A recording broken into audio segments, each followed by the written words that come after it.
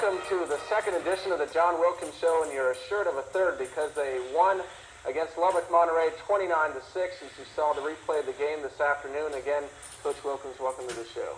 Well, thank you, John. As you said, it's a great pleasure to be here. We are going to have another show, of course. One more than we did last year, for sure. So it was a good game for us.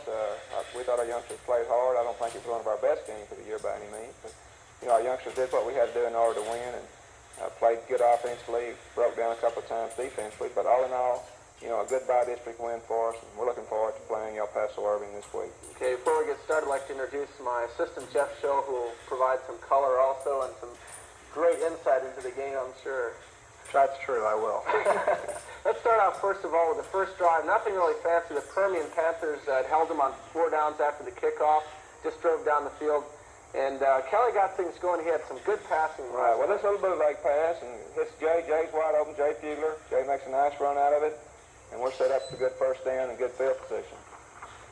And then again, he went to Strahan in the next play. He's been really just right. Roger, you can't see this on the film, but Roger, Turner, the tight end, is wide open for 6, and Brent just didn't see him, but he made a nice throw, and Kurt Strahan really made a nice catch. This is a trap play up the middle, right to Billy Rogers, and Billy makes a nice gain. We're down about the 14-yard line, 1st and 10. This is a checkoff by Brent. We had called the sweep to the left, and they had overstacked their defense. Brent made a real nice call and checked it off, went to the split side, and picked up the first down.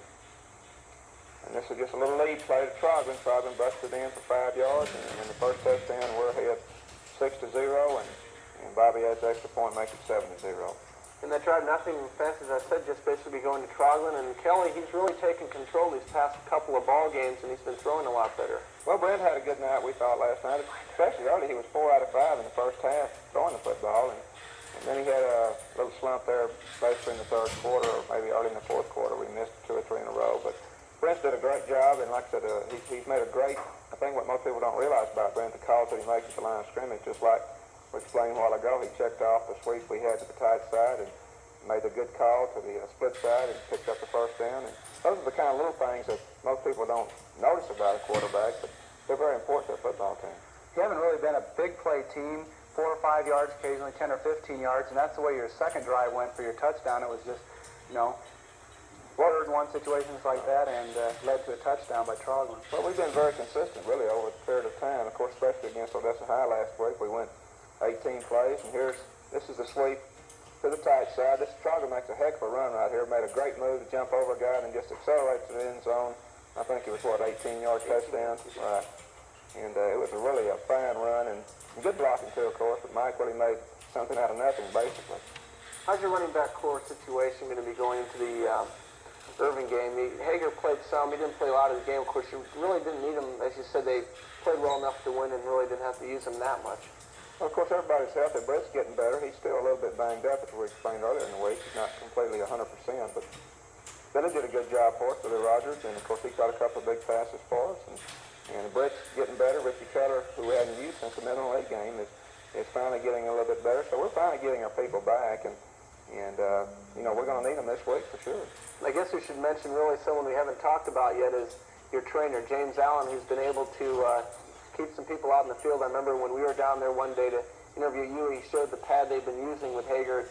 Something just beats your hand on, you can't even feel it. Right. He's been keeping them in the ball game. Well, James has spent extra time above and beyond the call of duty. Our training room, as you know, we've had some injuries this year, of course, as everybody realizes.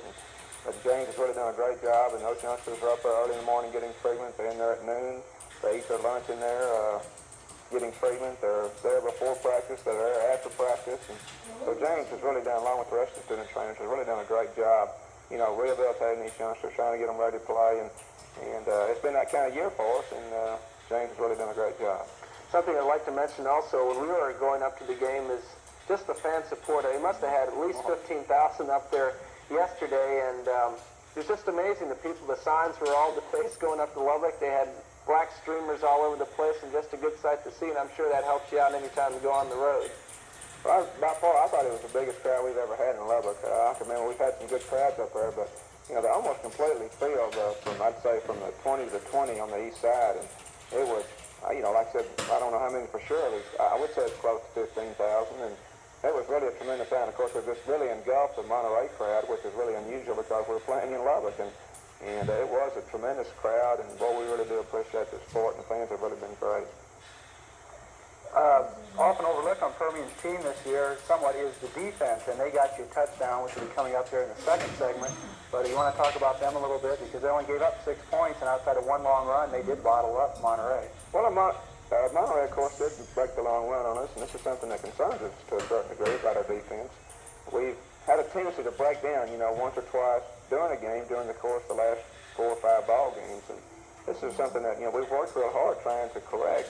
But we really haven't seen as much progress there as we would hope that we might have. But basically, our defense has played well all year long. I don't think we're quite as physical, or we're not quite as aggressive as I would like for us to be, Jeff, really. But I think, we're in the process. I feel like we're getting a little bit better as we go along. We just have a tendency to let down, perhaps, at times. And, of course, that was evident the other night when the Monterey broke the long run on us. Actually, we had the wrong defense. Didn't have the wrong defense. Set the defense wrong. It was a wrong call by one of our linebackers, and they hit us there. But, they shouldn't score on the thing. It was, they should make some yards on the defense, but they shouldn't.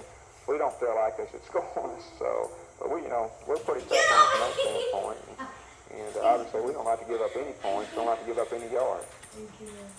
And we'll come back to look at that, the only sour spot in the whole ball game. They're leading 14-0 after this break.